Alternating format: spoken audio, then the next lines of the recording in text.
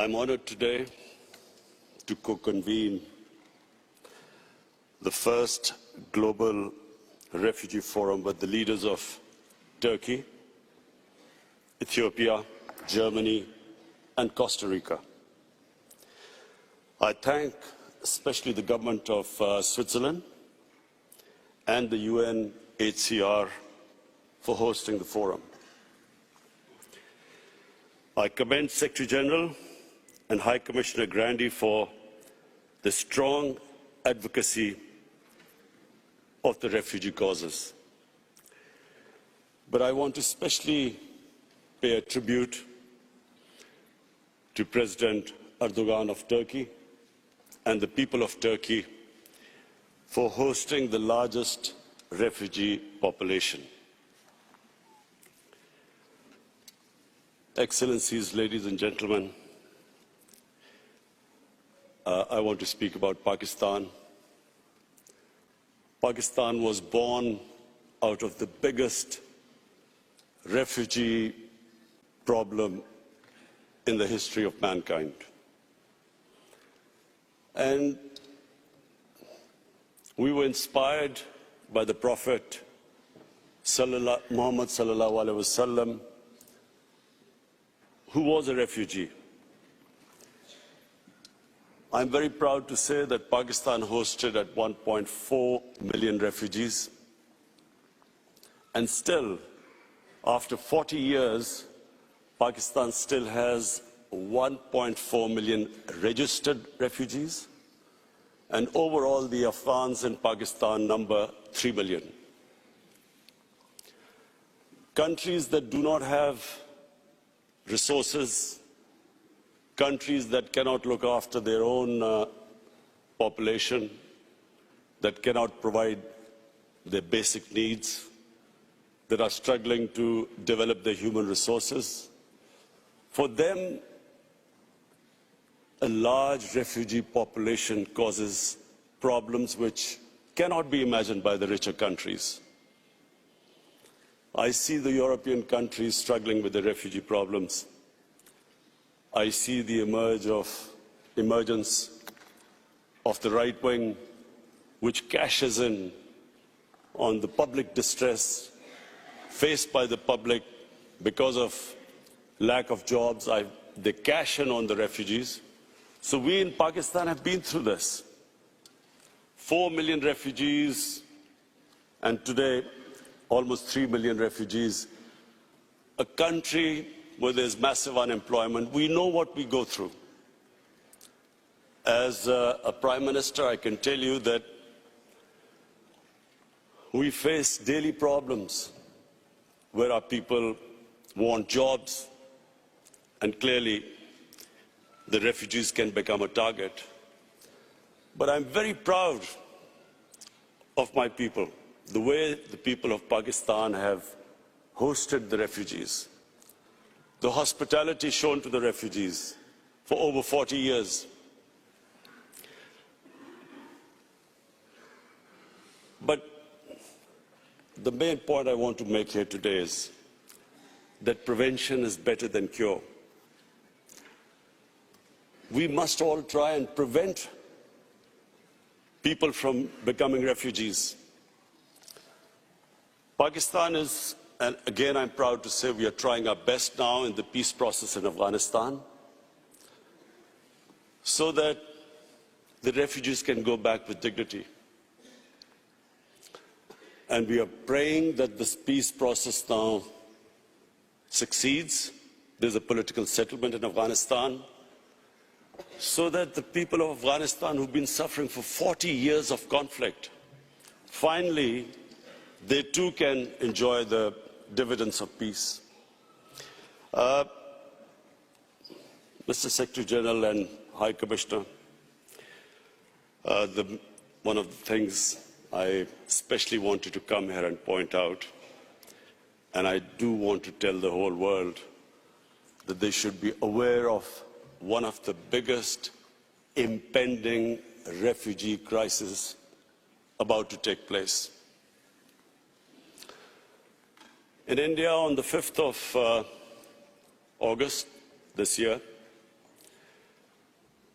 Indian forces laid siege to the people of Kashmir.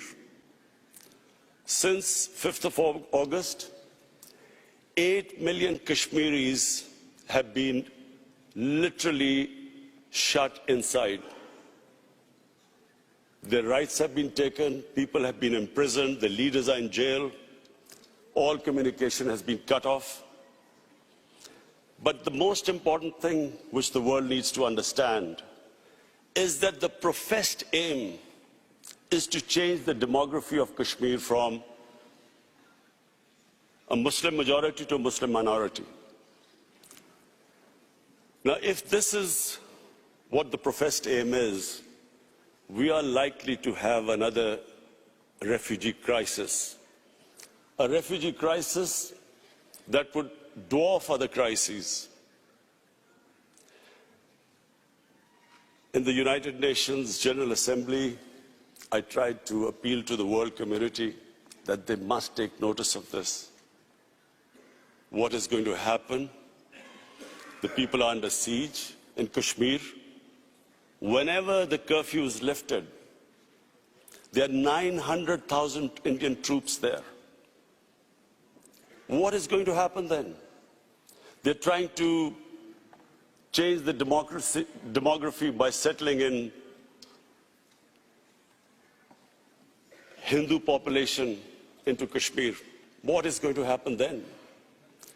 So we know from our past experience, prevention is better than cure.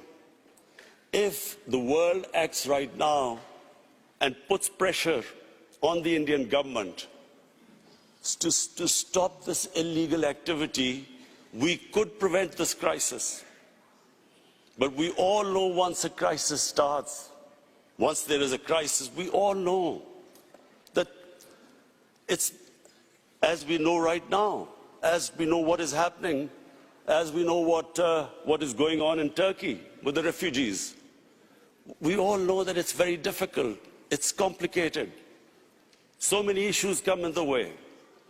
So number one, I would like the world community to take notice of what is happening. We in Pakistan are not just worried that there will be a refugee crisis.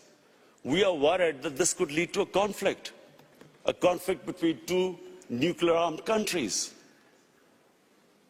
And so the Secretary General of UN is sitting here. I'm looking forward to inviting you to Pakistan in February when we host the refugee conference there. But I would really appeal to the world community that this is the time to take notice. Secondly, there is another thing happening in India. In Assam,